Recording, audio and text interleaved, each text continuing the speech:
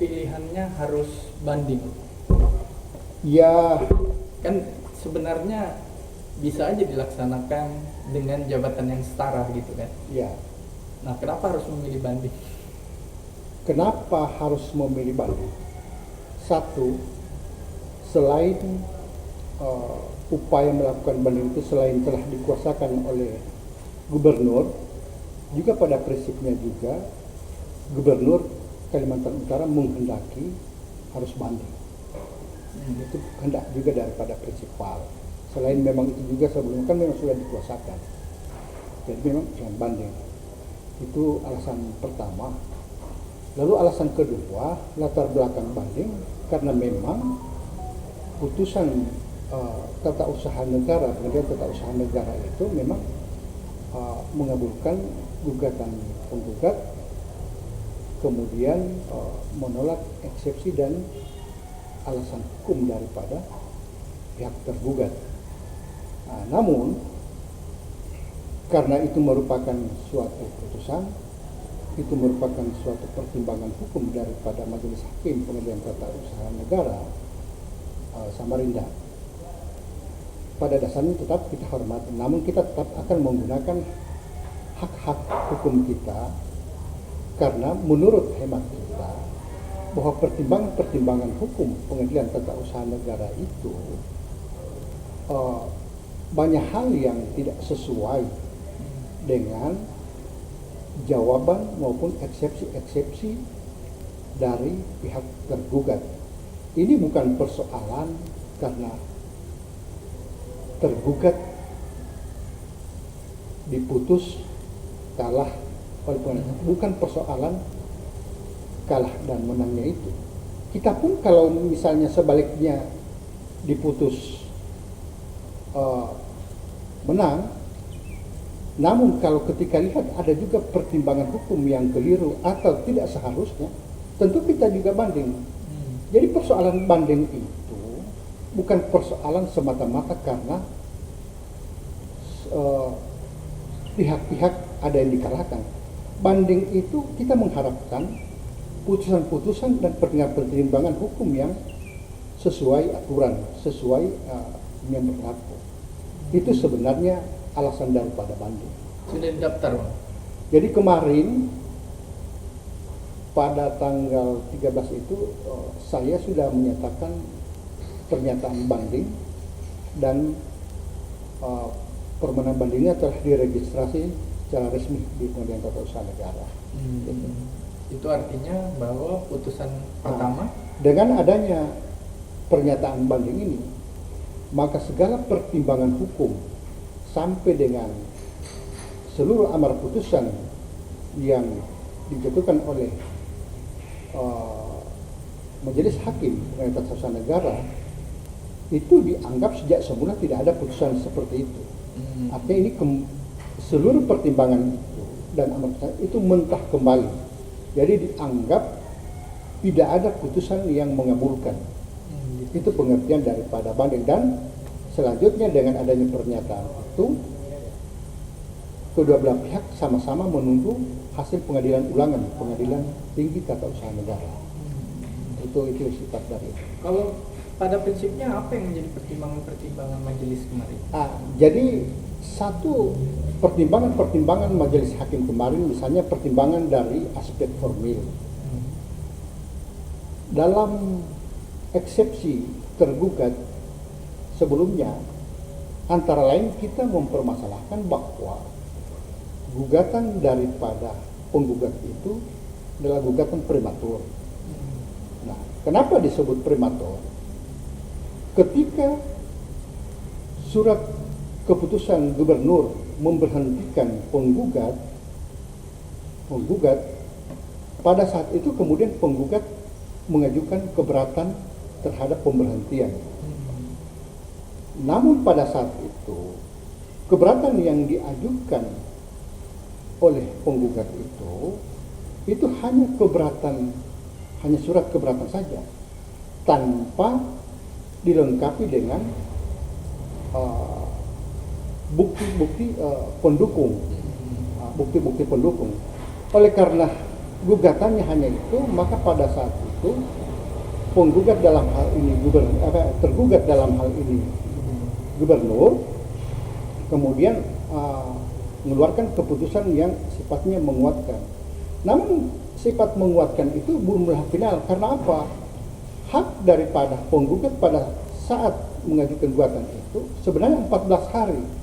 Nah, 14 hari ini yang dimaksud dengan keberatan itu adalah keberatan yang memuat alasan yang dilengkapi dengan surat-surat dengan bukti-bukti pendukung.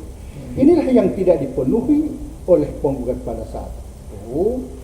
Namun masih ada waktunya 14 hari dan juga belum lewat 21 hari pihak tergugat menyelesaikan persoalan itu berdasarkan bukti yang lengkap, tetapi penggugat sudah mendaftarkan diri. Nah, hal ini menurut versi Majelis PT UN Samarinda itu telah tepat karena dia sudah mengajukan keberatan. Nah, versi kami tidak seperti itu. Yang dimaksud dengan keberatan itu kalau membaca keberatan itu tidak bisa hanya sampai dengan keberatan. Keberatan yang dimaksud oleh peraturan pemerintah dalam upaya administrasi itu adalah keberatan, kalimat lengkapnya nih ya, keberatan yang memuat alasan yang dilengkapi bukti-bukti pendukung.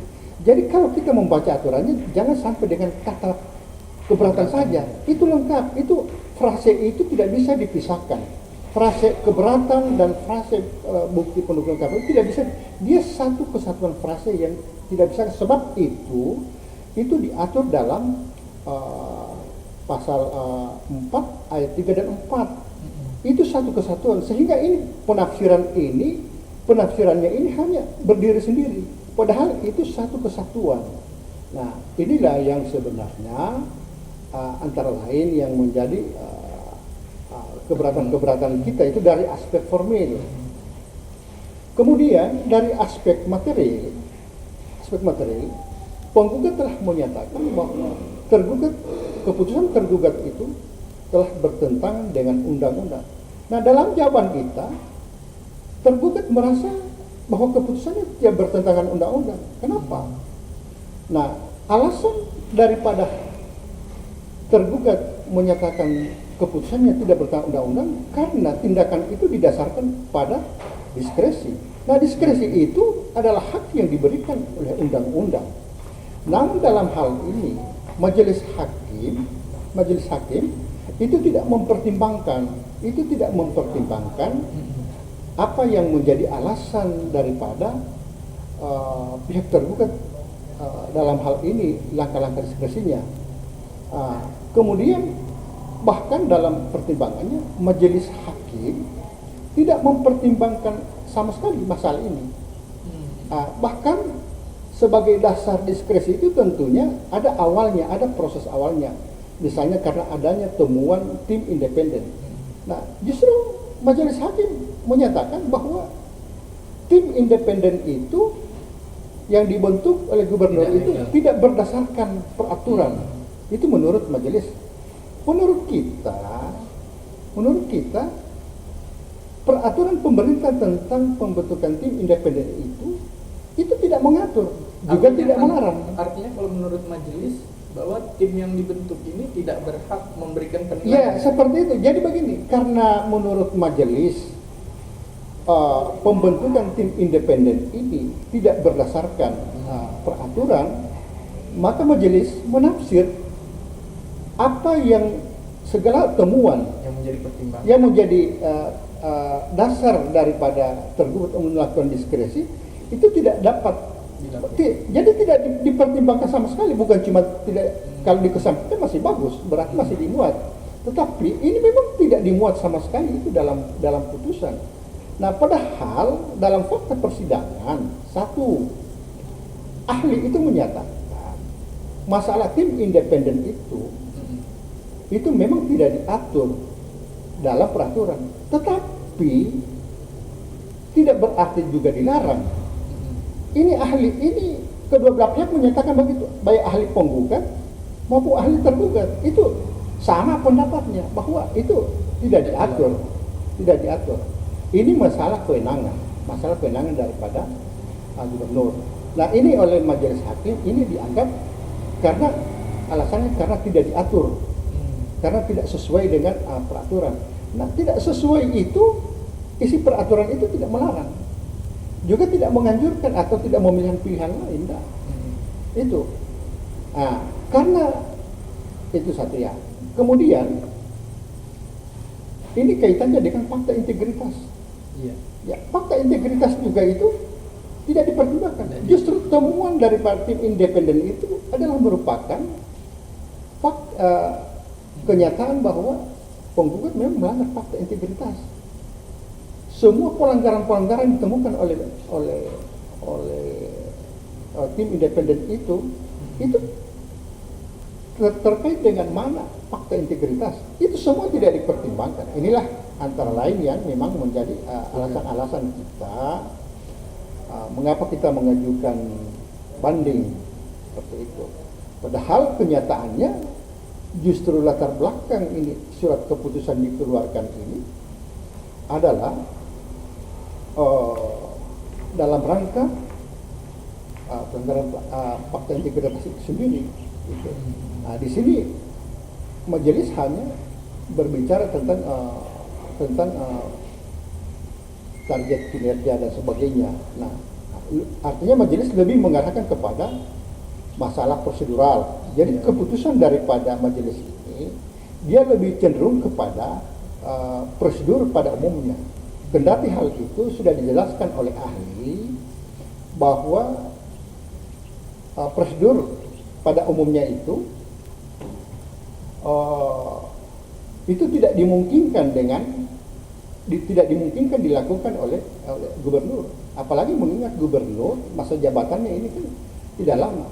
Kalau kita misalnya menghitung secara umum itu melampaui masa jabatan daripada gubernur. Makanya gubernur tidak dimungkinkan mengambil itu. Apalagi pelanggaran fakta integritas lain yang cenderung mengarah ke persoalan hukum lain selain administrasi. Nah, karenanya memang tindakan diskresi ini adalah tindakan memang sifatnya mencegah lebih dini, jangan dia lebih tahu. Itu tujuan. Nah, cuma hal ini majelis hakim berbeda pandangan dengan kita. Majelis hakim lebih melihat kepada prosedur yang pada umumnya yang diatur dalam aturan. Padahal yang diskresi juga diatur oleh aturan. Diatur oleh aturan. Cuma memang penafsiran kita memang berbeda. Makanya inilah pihak tergugat mengajukan banding. Ya, kita lihat nanti.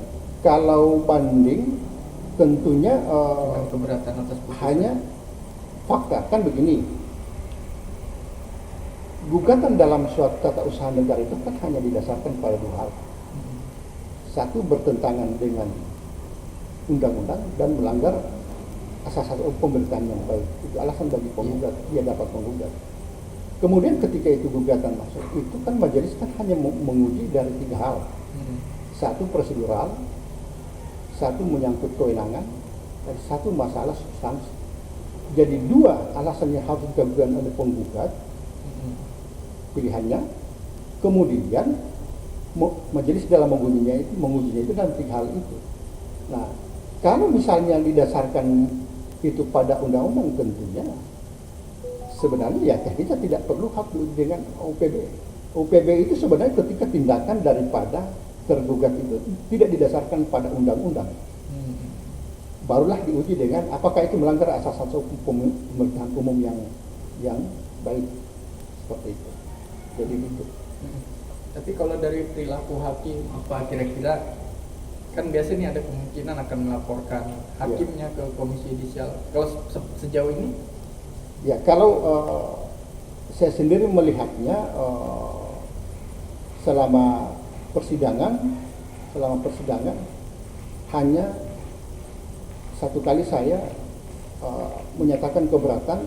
Contoh dalam hal perilaku majelis hakim ketika itu membiarkan kuasa penggugat mengerahkan ahli dari pihak penggugat dengan pernyataan-pernyataan untuk menilai kasus konkret. Nah, pada saat itu saya keberatan, dan keberatan saya itu pada saat itu diterima oleh majelis, supaya kuasa penggugat jangan mengarahkan pertanyaan kepada ahli untuk menilai kasus konkret, sebab ahli itu memberikan keterangan berdasarkan keahliannya, pengetahuannya, pengalamannya. Nah, pada saat itu dalam persidangan penggugat mengarahkan pertanyaan itu kepada ahli untuk menilai secara konkret kasus yang ada. Itu saya tegur, saya menyatakan keberatan, dan itu keberatan diterima oleh majelis. Jadi untuk sementara waktu selama ini kami belum melihat bahwa ada hal-hal yang sifatnya pelanggaran kode etik majelis hakim selama persidangan. Tentunya kalau misalnya ada, ya kita akan laporkan ke Bawaslu Mahkamah Agung. Kalau mungkin juga kalau misalnya suatu ketika kita temukan ada pelanggaran kode etik di luar acara persidangan, tentunya itu kita akan arahkan ke Komisi Yudisial. Tetapi sejauh ini itu kami belum menemukan hal-hal itu. Nah, selain upaya petun, kemungkinan yang lain dulu, misalnya melakukan upaya hukum lain, apakah itu akan dilakukan setelah ada putusan petun? Ya, karena itu juga tidak jadi pertimbangan. Betul. Karena untuk keadilan, namanya juga untuk keadilan. Untuk keadilan dan untuk sebuah kepastian hukum. Ini sengketa administrasi ini hanya salah satu daripada upaya hukum.